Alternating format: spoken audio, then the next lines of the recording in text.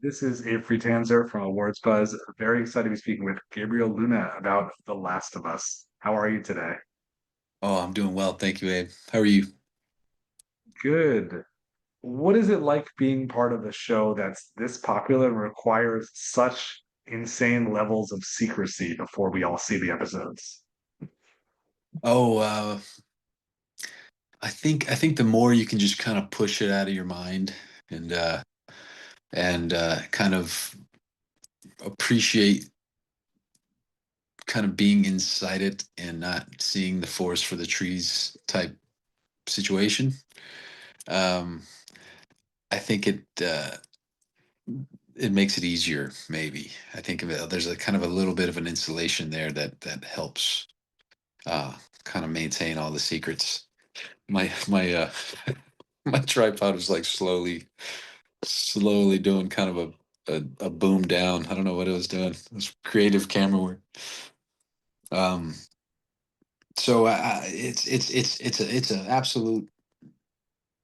absolute privilege to be in this position to be on anything that people actually care about, and and so it's just when they care that much, I think it just incentivizes everyone to just be really, just mind themselves and uh,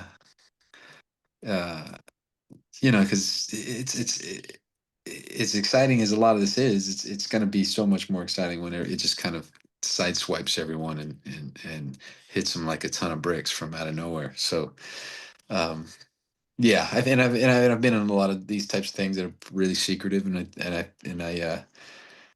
I just do my classic, just log all of the videos and all the memories and try to, just be on set and find, because I'm really bad about it. I wish I did more of it. I probably should just hire somebody to kind of do my own little behind the scenes thing.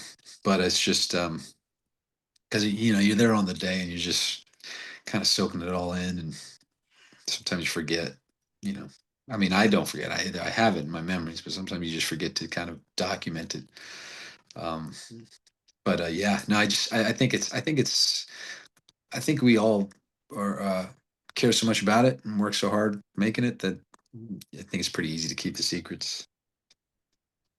What's your relationship with the video game? Oh, I'm playing it again right now, um, which is interesting. I'm actually not. I'm actually playing this version of it, this kind of multiplayer version of it. It's called No Return, which is a an additional element of the second game that Naughty Dog and Neil they added, and it's I guess it's mostly kind of like the combat aspect of it, and you have to strategize and try to survive just kind of waves of the monsters or whatever it is. And so I'm really just trying to I just started, so I'm not very far, but I want to play as Tommy, but I have to beat all of these other things so I can become Tommy. As if I'm not Tommy enough already, I have to be Tommy in the game. Um, which would be cool because as you may know, I'm not sure if you're a gamer at all, but you don't really get to play as Tommy in the game. So the idea that I might be able to is really too intriguing to pass up. So I'm trying to make my way through this no return version of the game so I can play as Tommy. But I love him. I mean, I think that it's a one of a kind experience. Um, when it comes to that, how thoughtful the creators were, that Neil and Hallie and everyone at Naughty Dog were. Um, just the years and years and all the talented people that just kind of gave their lives to that story and continue to. Um, the number of people who are so heavily invested in these characters and bringing their worlds to life has grown exponentially when you include us and our entire crew. So I I love the games. I think that they're masterpieces, both of them. Yeah, I am not a gamer, as yeah, suggested potentially, and so for me, this is all new, and I think that's a very interesting way to experience that. There are some people who have these, like, all these sky high expectations from this game that they love, see what it's going to be like, and then you have people like me who are just coming in and like this is a TV show, it's something new. Do you feel like we really are living in two different worlds, the people like me and the people like you who might, be thinking of it so differently? No, I think I think our our our adaptation is for the most part really faithful to the characters. Um, but what's exciting is there are moments that both fan bases, those who have played and those who haven't, um, intersect at these very distinct points in our telling of the story, where everyone is witnessing it for the first time, and that's what part of the kind of thesis of why we're doing this. Um, that's one of the I guess the biggest elements of that is how can we, what's the, how can we subvert the expectations? How can we intensify certain moments? How can we delve deeper into certain moments and certain histories, and so in watching the show, both fan bases alike are going to experience brand new things, and that's important, because you don't want to make a facsimile of what's been done before, and with the cinematic vocabulary that we can utilize in our art form, and the shifts in perspective and the way we're able to tell this story. Um, we can extract people from the first person immersive type experience that they had in the game, and now they can kind of live in it and kind of sit in other characters' boots. So, but yeah, I personally love the folks who are just kind of coming to it with fresh eyes, because I think that that's the true litmus test of the characters in the story itself. It's like, okay, does it work? Does it work in across the board? And it seems to be there's the universality of this tale that seems to be able to be really kind of gripping, and and really kind of provokes engagement, and provokes discussion, and that's that's it's a really wonderful thing to have people engage with this thing that everybody's pouring a lot of their energies into, and with the hopes that it'll be impactful, and the fact that people actually watch it is good. It's good for all of us. One of this season's most memorable episodes, featured a big death, but also featured a very intense moment with Tommy and, one of the I don't know what I'm supposed to call them as a non-gamer, I don't know, zombie creature, etc. What is it like, working with visual effects, practical effects, and just, bringing that kind of scene to life? Um, I think it's important to. I think I try. I try to just stay, obviously, just alive in the moment. That's the first and foremost. Um, bring the intensity and the reality to the moment. The the to have there in the character's eyes all the possibilities. The possibilities that these are his last breaths, that he won't see his wife again, he won't see his son again. Um, but also the courage to fight through that, and to try to save as much as he can. And that all has to be the foundation, and it's already in there. It's beautifully written in the script that Craig, Neil, and everyone drafted. So just begin there, and then knowing all the elements that are gonna, you know. Luckily, there's so much realism there in that set. The flamethrower was real. Um, the snow may have not been real, because we were shooting it in the kind of the spring at sea level, but it was certainly felt real. Just the swirls of white Cheeto dust all over, swirling around in the air.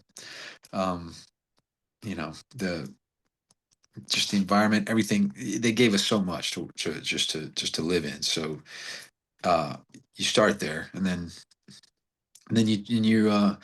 you're aware of all of the you're aware of all of the there's going to be hundreds more of these monsters when Alex Wong, our VFX coordinator supervisor, gets his hands on it, his team. Um, in addition to the 100 stunt people that are already there in full prosthetics running at you, so you try to layer in a lot of that if you can. I think it's most important just to stay kind of present in the moment. But I in my work and having done quite a bit of this um, type of work, the action and the VFX and all these other things, have grown to have a certain kind of working knowledge of all of that, to where um, I can be somewhat aware of the layers that are happening in the moment and how I can best serve that. How I can make sure that the fear, the intensity, the brave, whatever it is is reaching the heights that it needs to, knowing how this is all going to balloon and how it's all going to intensify and grow in post. So I think it's just a matter of. I think sometimes I watch things and you can see, if someone's working with kind of VFX elements, and it's just the emotionality, the the frequency that they're at isn't quite meeting their surroundings. And I think it's just a disconnect sometimes between the character in the moment, the actor in the moment, not really knowing how far we're taking the additional elements that are going to be layered in. So I think there's something to that. I think there is, I guess, some type of awareness or technique in working with all that, with I do all want to the, I ask guess, you. the effects and additional elements. I do want to ask you about another project that involves some VFX, but is also a little, lower in profile. I was at the premiere at South by Southwest of a film called The Astronaut, Oh yeah. which I did not realize that Kate Mara was in so many films at South by. That was the first one I saw of hers, but quickly saw two more while I was there. But I think that is something that is very subtle and really, sort of like really isolates a lot of moments. What was it like making that project, especially as compared with something like this? Oh, that was 2.5 months in Dublin, Ireland, with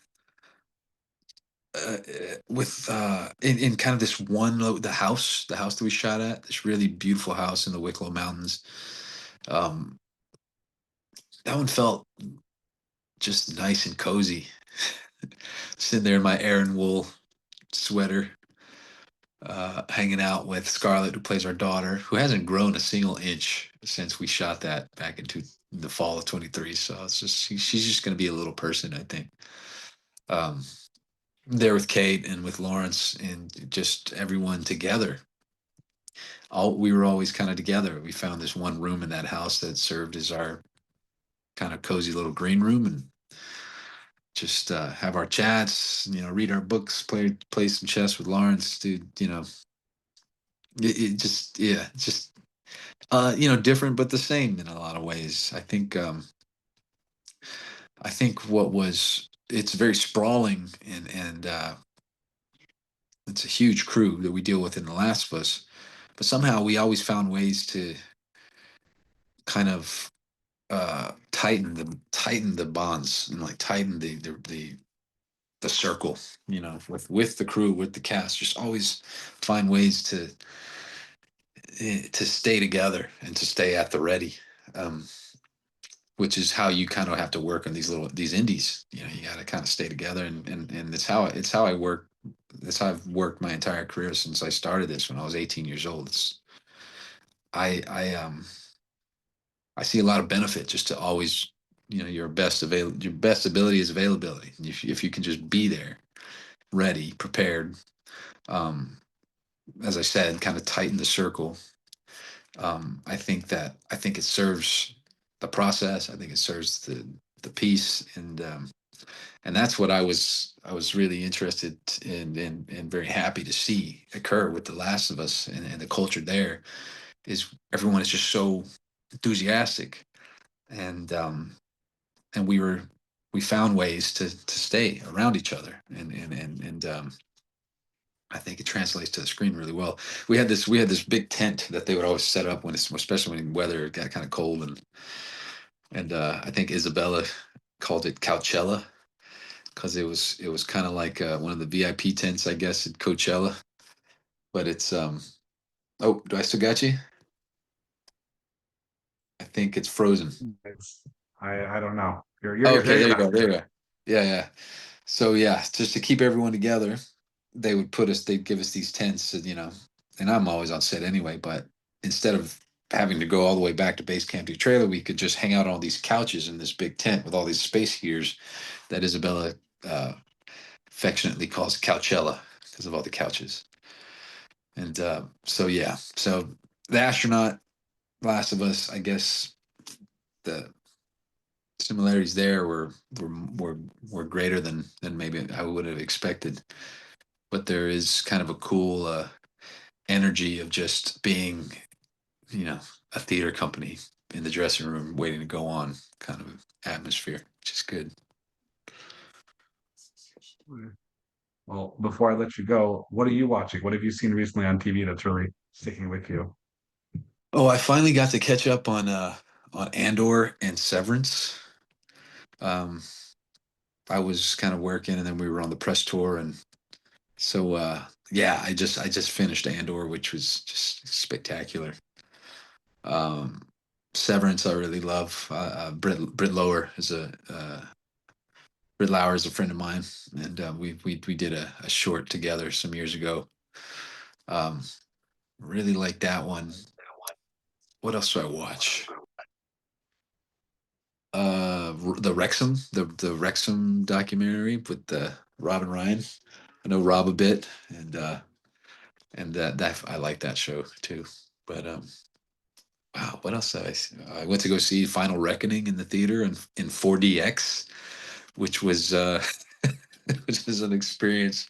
So I think it's the second time I ever did that. It put you in the motion control seats, and it was really funny because during the fights you feel like it feels like a couple of 6-year-olds are like punching the back of your seat. So I was yeah, I had fun. It was really, really funny. There were some great moments. There was a cool like Jeep chase where it really, really felt like we were in the movie. Um, but you gotta appreciate Tom, he's doing his thing, trying to save cinema. Well, thank you so much. Such a pleasure speaking with you and looking forward to everything that comes next. Thanks, Abe. Appreciate it.